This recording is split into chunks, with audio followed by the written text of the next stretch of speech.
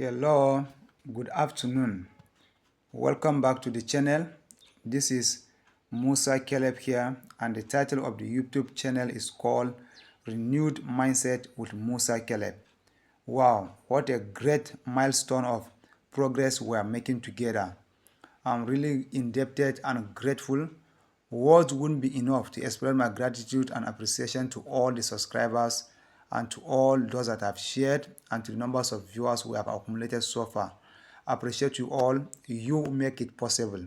And we are partnered together in raising destiny and arising many from slumber. In fact, many that have come across it, I know they have had a lot of impact in transforming their life. Today now, we are continuing from the book that we take, Think and Grow Rich. And we are taking a new topic under chapter 8. And the topic that we are looking at today is called Freedom or Death on a Decision. Freedom or death on a decision. The value of decision depends upon the courage required to render them. The great decision which serve as the foundation of civilization were reached by assuming great risks, which often means the possibility of death. Socrates' decision to drink the cup of poison rather than compromising his personal belief was a decision of courage. It turned times ahead 1,000 years and gave to people then unborn the right to freedom of thought and of speech. The decision of Gen. Robert F. Lee, when he came to the parting of the way with the Union and took up the cause of the South, was a decision of courage, for he well knew that it may cost him his own life, that it will surely cost the lives of others.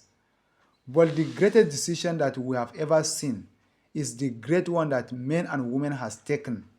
Because Socrates, as of today now, we know him with the great saying of philosophical wisdom that contained in his speech. Were it not for the decision that he take and that the documentation that it has been documented, we wouldn't have known about him and we should not have even known the great thing that he has done. But the revolution that has taken place and the freedom that has come all cost men and women the decision that they came to take, knowing fully sure that no matter the consequence, they are ready. And you, in your choosing set of career, you need to be courageous to take that decision. Indecision also is a habit which usually begins in youth. The habit takes on permanency as the youth goes through graded school, high school, and even through college. Without definiteness of purpose, the major weakness of all educational system is that they neither teach nor encourage the habit of definite decision. It will be beneficial if no college will permit the enrollment of any student unless and until the student declare his major purpose in matriculating. It will be of still greater benefit if every student who enters the graded school were compelled to accept training in the habit of decision and forced to pass a satisfactory examination on this subject before being permitted to advance in the grade. The habit of indecision acquired because of the deficiency of our school system. And definite of decision always require courage, sometimes very great courage. When you understand the purpose of definite of decision and indecision, indecision kills and indecision limits. Indecision causes many to wander in life and drift. Indecision forces habits that weakens one thought and courage. And indecision always cause people to go at a lower rank in life. But you must sum up courage. People that fear nothing, even death, never die. And people that are always fearful, they will never enter into anything that is great. In the chapter on organized planning, you are find complete instruction for marketing every type of personal services. You will find also detailed information on how to choose the employment you prefer and the particular job you desire.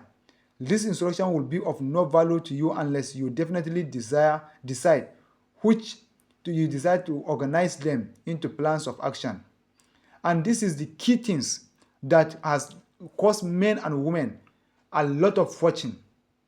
And they just allowed pressure, they allowed family, they allowed friends to cause them to wander in life because they could not take a decision on their own.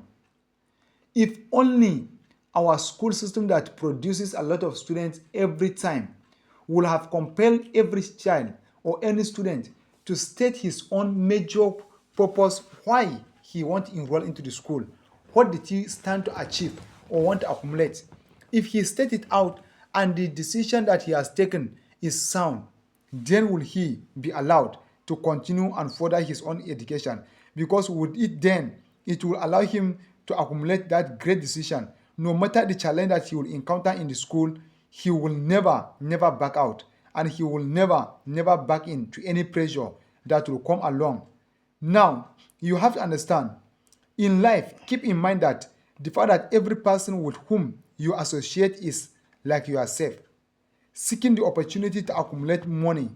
If you talk about your plans too freely, you may be surprised when you learn that some other person has beaten you to your goal by putting into action ahead of you the plans which you talk unwisely. Let one of your first decisions be to keep a closed mouth and open ears and eyes. As a reminder to yourself, to follow this advice, it will be helpful if you copy the following epigram in large letters and place it where you will see it daily. Tell the world what you intend to do, but first show it. Tell the world what you intend to do, but first show it. This is equivalent of saying that deeds and not words are what count most. Deeds and not words are what count most. In your quest for progress, you will understand that we are now living in a liberal society whereby everyone is to decide based on a legal way that which is legitimate and that which will going to transform life to act upon. Many has had great ideas, great potential, but when they come to their deathbed, they always shed tears.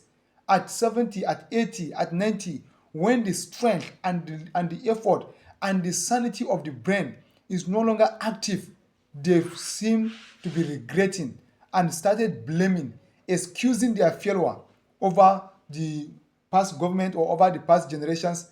But let me tell you, excuses are the nails used to build a house of failure. Let others live their little small life, but not you. Let others live their life into someone else's hand, but not you. Let others cry over small hurts, but not you. Let others live their future into someone else's hand.